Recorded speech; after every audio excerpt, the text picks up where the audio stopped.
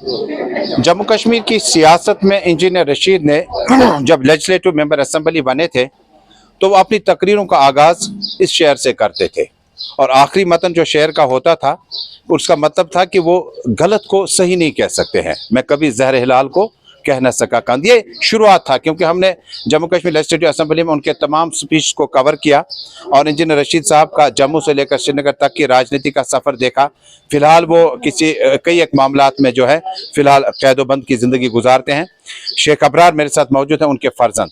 और ये कितना अहम होता है कि जब एक बेटा अपने बाप के लिए कैंपेन करता है और जिस कैंडिडेट के लिए आप कैंपेन करते हैं वो आपके दाएं बाएं भी नहीं है, वो जेल में है, बंद है। और हमने कई बार कई मौकों पर फिल्मों में देखा था कि इस तरह का माहौल होता है, उसके बाद जश्न होता है और कैदी की वापसी हो जाती है। बहुत बहुत शुक्रिया अबरार साहब। पहले अपने बारे में बताएं, आपका ये सियासी सफ़र, तालीमी सफ़र कैसे कनेक्ट हुआ?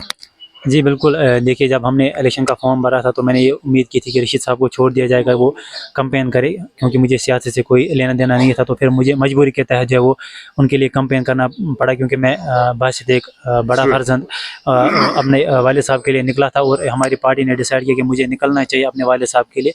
तो बस उसी सिलसिले में फिर निकला और अपने वालिद साहब के लिए कैंपेन किया। तो बाकी कोई सियासी जो मकसद मेरा कोई नहीं था। ये 5 साल कैसे गुजर गए? वालिद साहब तैयार थे इलेक्शन के लिए वगैरह, या पॉलिटिकल अफेयर्स कमेटी का इजलास हुआ और फैसला हुआ? जी, पॉलिटिकल अफेयर्स कमेटी ने यहाँ से प्रपोजल भेजा और उन्होंने एक्सेप्ट किया कि ठीक है, अगर आपको लगता है तो फिर मैं इलेक्शन लड़ता हूँ। तो ये उन्होंने ये प्रपोजल भेजा और रशीद साहब ने एक्सेप्ट किया और इलेक्शन लड़ा। तो क्या इलेक्शन में क्या बताया गया लोगों ने? आपने क्या लोगों को बताया? क्या आपकी पसमानदगी, आपकी परेशानी, आपकी मुफलिसी, आपकी जो परेशानियां वगैरह थी उसी को वोट मिला, या आपके वालिद साहब का स्टैंडर्ड हाई था पॉलिटिक्स में, ऑनेस्ट होना, प्रो पब्लिक होना? जी बिल्कुल, उन्होंने हमेशा कश्मीर और कश्मीरी की बात की और शायद आज इसीलिए लोगों ने उनको सपोर्ट दिया है, क्योंकि उन्होंने हमेशा कश्मीर की बात की, चाहे असेंबली के अंदर या असेंबली के बाहर, उन्होंने कश्मीरियों की बात की और शायद उसी बिना पर आज लोगों ने उसका सिला जो है आज वोट के जरिए उनको वापस दिया है। सजाद साहब एक सीनियर पॉलिटिशियन है, उमर साहब बड़े पॉलिटिशियन है, मीर फयाज साहब आपके हमसायगी में भी वहाँ से हैं, राज्यसभा रह चुके हैं।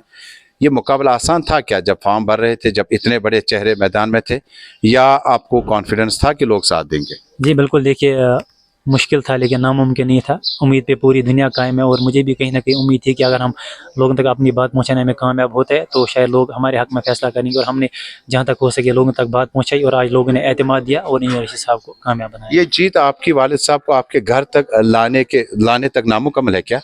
जी बिल्कुल, देखिए जब वो आएंगे तभी शायद हमारा जश्न जो है वो मुकम्मल होगा। जब वो आएंगे तभी हम जश्न मनाएंगे और मुझे उम्मीद है और आपके माध्यम से मैं मरकज़ी सरकार से अपील भी करता हूँ कि वो रशीद साहब को रिहा करे, क्योंकि वो सही मायने में लोगों के एक नुमाइंदे और लोगों के दिलों पे राज करते हैं। कोई राब्ता हुआ तिहाड़ जेल में या जेल सुप्रीडेंट से, या कोई कानूनी मशावरत वगैरह इस जीत के बाद? जी नहीं, अभी ऐसा कुछ भी नहीं हुआ है। जैसे आपको मालूम है कि पिछले 3-4 महीने से मैंने उनसे बात नहीं की, तो अभी भी मैंने उनसे बात नहीं किया। उम्मीद है कि इंशाल्लाह आने वाले दिनों में उनका जो फ़ोन भी है वो बहाल होगा और हम उनसे फिर इंशाल्लाह बात भी आगे आपसे इंटरव्यू करते रहेंगे। एक आखिरी सवाल होगा, आपका क्या पैगाम होगा नॉर्थ कश्मीर में गुरेज, करना, बांडीपोरा, बाकी इलाकों से जो वोटर निकले और उन्हें अपनी पार्टियों को एक दिन के लिए छोड़ दिया? ये वोट कोई एआईपी का वोट नहीं था, ये वोट सबों का था और सबों ने पार्टी विप को डिफाई किया। आपका क्या पैगाम होगा? जी बिल्कुल, मैं हर किसी से, चाहे वो बांडीपोरा से हो, बड़गाम से हो, कुपवारा से हो या बारामूला से हो, हर किसी उस नौजवान का, हर किसी उस शख्स का, हर किसी उस वोटर का तहे दिल से शुक्रिया अदा करता हूँ। और शायद जो प्यार और मोहब्बत उन्होंने दी, अगर मेरी 7 पीढ़ियाँ भी चाहे तो उसका जो कर्ज़ वो उतार नहीं सकती है। तो मेरी उनसे यही दरख्वास्त है कि हमारे जो घर के दरवाजे और दिल के दरवाजे हमेशा आपके लिए खुले रहेंगे और इंशाल्लाह हम आपका काम करते रहेंगे। इंजीनियर रशीद साहब आपका काम करते रहेंगे और उनसे ये अपील है कि वो सब्र और तहम्मुल से काम ले, झगड़ा ना करे और इस जश्न को अल्लाह का शुक्र अदा करके। आपने 2 ट्वीट किए थे, एक कैंपेन शुरू होने के बाद ख़त्म हुआ, आपने कहा झंडे वंडे वगैरह जो भी आपका जश्न था, जो आप साथ रहे, घर जाएं वापस। रिजल्ट भी आया, जो वोटर हैं वो लिख रहे हैं, पूछ रहे हैं कि अब क्या करना उनको। जी बिल्कुल, देखिए हम तो जुड़े हैं लोगों से। हम रशीद साहब भी लोगों के साथ ग्राउंड पे जुड़े हुए थे और हमारी जो पार्टी अवामी इत्तेहाद पार्टी वो भी लोगों के साथ जुड़े हुए हैं।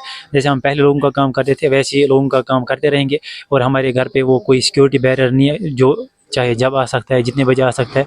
हमारे घर के दरवाजे हमेशा लोगों के लिए खुले रहेंगे। तो क्या असेंबली चुनाव भी तैयारी के साथ? जी देखिए, वो पार्टी तक है वो क्या फैसला लेते हैं। फिलहाल अभी ऐसा कुछ भी नहीं है। जब ऐसा कोई डिसीजन लिया जाएगा तो आपको इत्तला दी जाएगी। बहुत बहुत शुक्रिया अबरार साहब, बहुत बहुत शुक्रिया, बहुत बहुत शुक्रिया। अबरार साहब से बातचीत हुई, कह रहे हैं कि वालिद साहब की इस जीत को वो इस एंगल से देखते हैं कि जम्मू कश्मीर में जब गिरफ्तारी हुई रशीद साहब की, उसके बाद जो माहौल था, और हमें उम्मीद थी कि शायद इंसाफ मिलेगा, और लोगों ने साबित कर दिया कि वो इंजीनियर रशीद की उस सियासी जदोजहद और कशमकश के साथ में है। देखते रहे आप इस खास प्रोग्राम को, लेकिन अगले प्रोग्राम में हम एक और प्रोग्राम आप तक पहुँचाने जा रहे हैं जिसमें आप लेह लद्दाख में क्या कुछ हुआ खुसूसी शुमार आप तक पहुँचाया जाएगा।